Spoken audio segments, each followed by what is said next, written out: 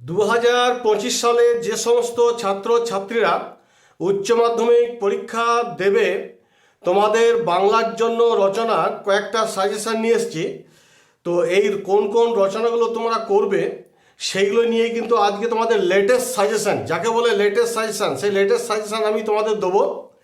তোমরা জানো যে তোমাদের যে কোনো একটা রচনা লিখতে হয় এবং এই একটা রচনা 400 ওয়ার্ডের মধ্যে লিখতে হবে এবং 10 নাম্বার থাকে। তোমাদের রচনা 4 ধরনের আছে। একটা হচ্ছে মানস মানচিত্রের বাংলা প্রবন্ধ রচনা, 2 নম্বর আছে জীবনীমূলক প্রবন্ধ রচনা, অর্থাৎ সেখানে তথ্য বা সূত্র অবলম্বনে রচনা করতে হয়। 3 নম্বর যে রচনাটি থাকে সেটা হচ্ছে একটা হয়তো অনুচ্ছেদ দিয়ে দিল, সেটি পড়ে তোমাকে নিজে বুঝে বিস্তারিতভাবে লিখতে হবে। এবং 4 নম্বর যে রচনাটি থাকে সেটা হচ্ছে যে প্রতিপক্ষের যুক্তি দুর্বলতা প্রমাণ করে সপক্ষে বা বিপক্ষে যুক্তি দিয়ে প্রবন্ধ রচনা। এই 4 ধরনের তোমাদের রচনা আসে। তবে এই 4 ধরনের রচনার মধ্যে আমি তোমাদের 2 ধরনের রচনার কিন্তু কতকগুলো বলে দেবো, কোন কোন রচনাগুলো করবে সেগুলো কিন্তু 2025 সালে আসার পক্ষে খুবই সম্প্রবণ। তো দেখো, তোমাদের যে দুটি প্রবন্ধ যে দুটি তোমাদের বাদ দিতে বলবো, বিশেষ করে একটি অনুচ্ছেদ যেটা দেওয়া থাকে এবং সেটা পড়ে বুঝে তোমাদের বিস্তারিতভাবে লিখতে হয়, সেটা আমি করতে অবশ্য মানা করব। আরেকটা করতে মানা করব এটাই যে প্রতিপক্ষের যুক্তির দুর্বলতা প্রমাণ করে সপক্ষে এবং বিপক্ষের যুক্তি দিয়ে প্রবন্ধ রচনা করো। কারণ এই এই দুটো যে রচনা বলছি তোমাদের, যে 2 রকমের যে রচনা বলছি, যদি তোমাদের ভাষা জ্ঞান থাকে, হ্যাঁ, এবং ভাষা যদি তোমাদের প্রবল যদি জ্ঞান থাকে, সেক্ষেত্রে তোমরা কিন্তু এগুলো করতে পারো। নচেত তোমাদেরকে বলবো সব থেকে যেটা সহজ হবে সেটা হচ্ছে জীবনীমূলক প্রবন্ধ রচনা। কারণ এইখানে তোমাদের কি করা থাকে, সেখানে কতগুলো পয়েন্ট দেওয়া থাকে। হয়তো হয়তো দেখা গেল যে নীরেন্দ্রনাথ চক্রবর্তী সম্বন্ধে হয়তো এসেছে, সেখানে তার জন্ম দেওয়া থাকলো। তারপর ধরো হয়তো জন্মস্থান দেওয়া থাকলো, বাবার নাম, মায়ের নাম, এগুলোতে দেওয়া থাকলো।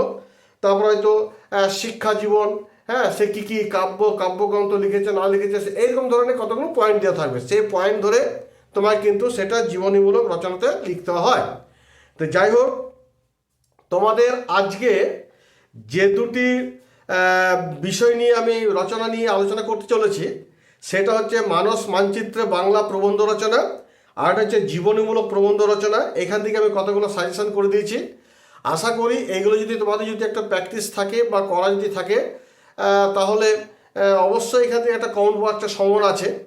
তো সবগুলোই যে কমন পড়ে যাবে তা নয়, কমন পড়ার কিন্তু একটা সম্ভাবনা আছে, এইটুকুই বলতে পারি।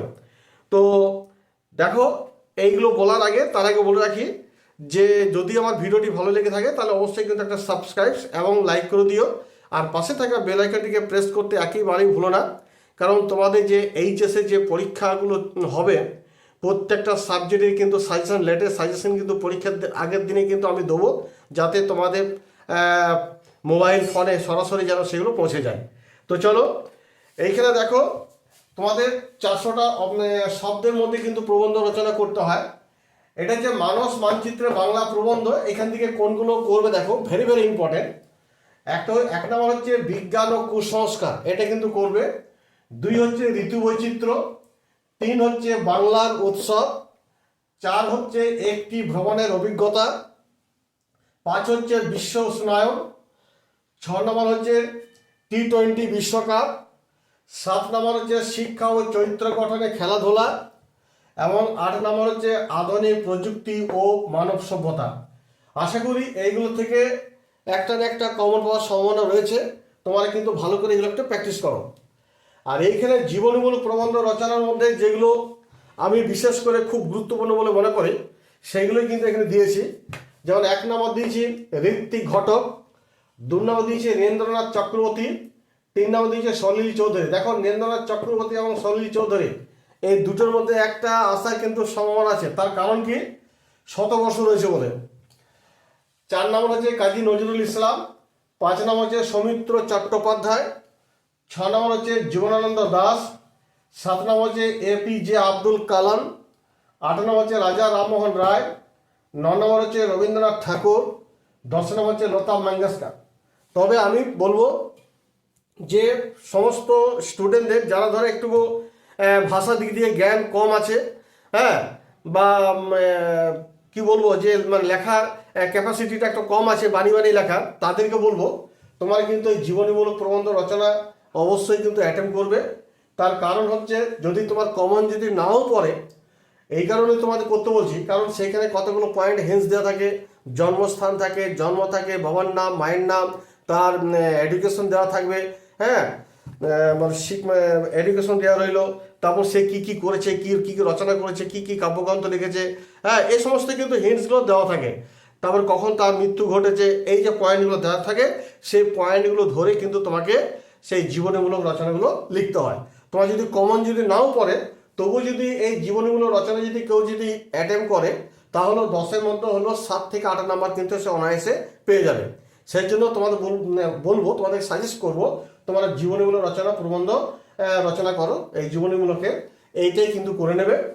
আর এখান থেকে মানুষ মানচিত্রের প্রবন্ধ, এটাও কিন্তু হিন্টস দেওয়া থাকে, হ্যাঁ, সেক্ষেত্রে এগুলো করে নিতে পারো। এই যে আবার বলছি, দেখে না, বিজ্ঞান ও কুসংস্কার, ঋতু বৈচিত্র্য, বাংলার উৎসব, একটি ভ্রমণের অভিজ্ঞতা, বিশ্ব উষ্ণায়ন, টি-20 বিশ্বকাপ, শিক্ষা ও চরিত্র গঠনে খেলাধুলা, আর আধুনিক প্রযুক্তি ও মানব সভ্যতা। আর এদিক থেকে জীবনীমূলক করে নেবে ঋত্বিক ঘটক, নীরেন্দ্রনাথ চক্রবর্তী, সলিল চৌধুরী, এই দুটি কিন্তু অবশ্যই করবে, নীরেন্দ্রনাথ আর সলিল, কারণ এটা শতবর্ষ রয়েছে এদের। কাজী নজরুল ইসলাম, সৌমিত্র চট্টোপাধ্যায়, জীবনানন্দ দাস, এপিজে আব্দুল কালাম, রাজা রামমোহন রায়, রবীন্দ্রনাথ ঠাকুর এবং লতা মঙ্গেশকর, এগুলো কিন্তু অবশ্যই করে নিও। আর যদি তোমাদের ভাষা জ্ঞান যদি ভালো থাকে এবং লেখার ক্যাপাসিটি যদি তোমাদের থাকে, তাহলে তোমাদের ওই যে বললাম না যে একটা অনুচ্ছেদ দেওয়া থাকবে, সেখান থেকে তোমাদের নিজে বুঝে পড়ে তারপর তো বিস্তারিতভাবে লিখতে হবে। যারা এইগুলো করবে তাদেরকে আমি বলবো দ্রব্যমূল্য বৃদ্ধি এবং জনসমাজ, এটা করতে পারো। নারীর অধিকার বা বর্তমান নারী সমাজের ভূমিকা করতে পারো। খেলাধুলার প্রয়োজনীয়তা করতে পারো, হ্যাঁ, শান্তি এবং ঐক্য করতে পারো। আর একটা করতে পারো ঐক্য সাধনায় ভারত ধর্মীয় সংকীর্ণতা ও মানব ধর্ম। আর পক্ষে এবং বিপক্ষে যেটা যুক্তি দিয়ে যে প্রবন্ধ রচনাটা লিখতে হয়, সেখানে আমরা বলবো নগরায়ন ও পরিবেশ সুরক্ষা, এটা একটা করে নিতে পারো। মাতৃভাষার মাধ্যমে শিক্ষাদান, আর সচেতন মানুষই উন্নত দেশের স্রষ্টা। তাহলে এই যে তোমাদের এগুলো বলে দিলাম, যারা ভালো লিখতে পারবে, যাদের ভালো ভাষা জ্ঞান আছে, তারা কিন্তু এই 2 ধরনের টাইপের রচনাগুলো অ্যাটেম্প করবে। আর না হলে তোমরা এই 2 ধরনের রচনা অ্যাটেম্প করতে পারো। তার থেকে সব থেকে সহজ সরল হচ্ছে এই জীবনীমূলক প্রবন্ধ রচনা। যাই হোক, এইগুলো আমি ভিডিওটি আপাতত এখানে শেষ করছি। যদি আমার ভিডিওটি ভালো লেগে থাকে, তাহলে অবশ্যই কিন্তু একটা লাইক করে দিও। তোমরা সকলে ভালো থাকো, তোমাদের পরীক্ষা ভালো হোক, ঈশ্বর কাছে এই প্রার্থনা করে আজকে আমাদের ভিডিওটি এখানে শেষ করলাম। ধন্যবাদ।